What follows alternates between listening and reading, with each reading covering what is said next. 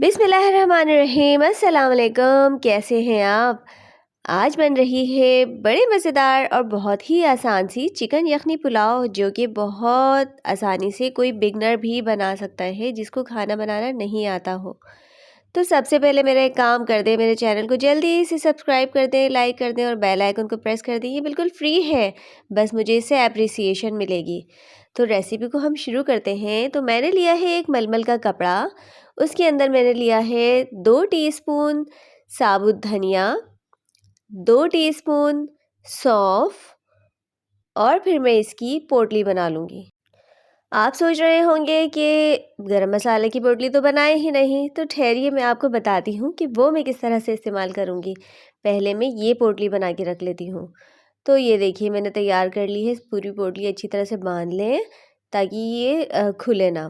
गरम मसाले में मैं लूँगी 6 से 7 दाने लौंग के, एक बादियान का फूल, एक बड़ी इलायची, 5 से 6 छोटी इलायची, 1 चम्मच ज़ीरा, 1 टीस्पून काली मिर्च और तेज़पात 2, कुछ दाने दालचीनी की। और ये जो पोटली बनाई थी ना, ये मैं इसके साथ रख लेती हूँ। और मैं लूँगी एक साबुत लहसुन, इसको धो लीजिएगा। इन सब को मैं अब शामिल करूँगी अपनी यखनी में। अब किस तरह डालूँगी, मैंने आधा किलो चिकन ली है दूसरे पैन में, और फिर मैं इसमें डालूँगी ये सारी चीज़ें जो मैंने गरम मसाला बनाया था ना, ये पोटली, ये सारी चीज़ें शामिल करूँगी। मैंने गरम मसाले की पोटली इसलिए नहीं बनाई क्योंकि मैं एंड तक इसको अपनी रेसिपी में रखूँगी, मैं फेंकूँगी नहीं, इसको इस्तेमाल करूँगी। तो ये सारी चीज़ें इसमें शामिल कर दी। अब मैं डालूँगी इसमें तकरीबन 3 से 4 ग्लास पानी। यखनी बनाने के लिए पानी तो हमें चाहिए होगा ना, और 1 चाय का चम्मच नमक, ताकि यखनी में भी नमक का फ्लेवर आ जाए। अब मैं इसको उबाल लूँगी। इसको हाई फ्लेम पर उबालना है, और फिर जब इसमें उबाल आ जाए ना, तो इसको कवर करके इसको बिल्कुल लो फ्लेम पे हमें पकाना है। तकरीबन 15-20 मिनट में इसकी यखनी तैयार हो जाएगी, क्योंकि चिकन है जल्दी गल जाती है। तो ये देखिए यखनी तैयार हो गई है। और फिर मैं क्या करूँगी, ये जो पोटली बनाई थी ना, इसको डिस्कार्ड कर दूँगी, और जो लहसुन डाला था ना वो निकाल लूँगी इसमें से। बाकी गरम मसाला इसी के अंदर है, इसको हम एंड तक इसी में रहने देंगे, इसको हम डिस्कार्ड नहीं करेंगे। तो ये देखिए साफ़ सुथरी सी यखनी तैयार है। अब मैंने दूसरे पैन में ऑयल ले लिया है जिसमें हमें अपनी पुलाव तैयार करनी है। आधा कप ऑयल ले लिया है मैंने इसमें, और एक दरमियाने साइज़ की प्याज मैं इसमें बारीक काट कर डाल दूँगी। अब इस प्याज को ब्राउन होने तक मैं फ्राई करूँगी, और फिर मैं क्या करूँगी, इसमें थोड़ी सी प्याज निकाल लूँगी ताकि मैं गार्निशिंग कर सकूँ।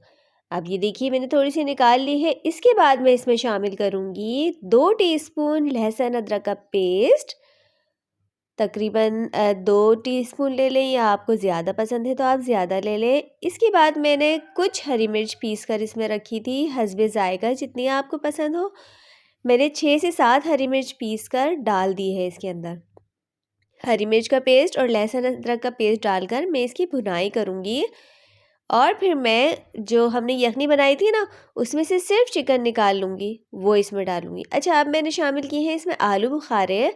अगर आपके पास आलू बुखारे नहीं हैं तो आप 1-2 टमाटर ले लें, मैंने टमाटर स्किप कर दिए हैं। और बाकी ये दोनों चीज़ें वैसे भी ऑप्शनल हैं, आप दोनों ही ना डालें तो कोई मसला नहीं है। अब मैंने जो चिकन है ना, सिर्फ चिकन निकाल के इसमें डाल दी है, और फिर मैं इसकी भुनाई करूँगी थोड़ी बहुत, ताकि चिकन में भी ये जो मसालों का फ्लेवर है ना ये आ जाए, जो लहसुन अदरक और हरी मिर्च का फ्लेवर है ना थोड़ी चिकन में आ जाए। उसके बाद मैं इसको थोड़ा सा भूनकर इसमें 3 से 4 चम्मच दही डालूँगी। दही मैं इसलिए डालूँगी ताकि इसका थोड़ा सा खटास जो फ्लेवर है ना वो अच्छा सा आ जाए। 3 से 4 चम्मच दही डाल दी, और फिर मैं इसकी हल्की सी भुनाई करूँगी। मसाला तो भुन चुका, चिकन के अंदर भी भुन चुका, दही हमें इतना नहीं भूनना है, हमें सिर्फ हल्का सा मिक्स करना है। और फिर मैं इसमें डालूँगी जो यखनी बची थी ना हमारी, गरम मसाले समेत, वो यखनी एज़ इट इज़ इसके अंदर शामिल कर दूँगी। तो ये देखिए मैंने यखनी इसमें डालना शुरू कर दी है। इतनी यखनी है तैयार हो गई है कि हमारे चावल में हमें एक्स्ट्रा पानी डालने की ज़रूरत नहीं है। मैंने 3 से 4 ग्लास लिया था तो वो काफ़ी था। तो अब मैंने साबुत हरी मिर्च और पुदीना इसमें डाल दिया है। बहुत मज़ेदार खुशबू आती है पुदीना डालने के बाद पुलाव में से। उसके बाद मैं शामिल करूँगी इसमें आधा किलो चावल, मैंने आधे घंटे के लिए भिगो लिए थे।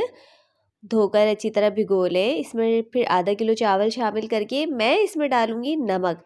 नमक मैंने यखनी में भी डाला था, तो अभी हमें ज़रा ख़याल से डालना है। 1 टीस्पून वहाँ डाला था, तो मैं तकरीबन 1.5 टीस्पून इस वक़्त शामिल करूँगी।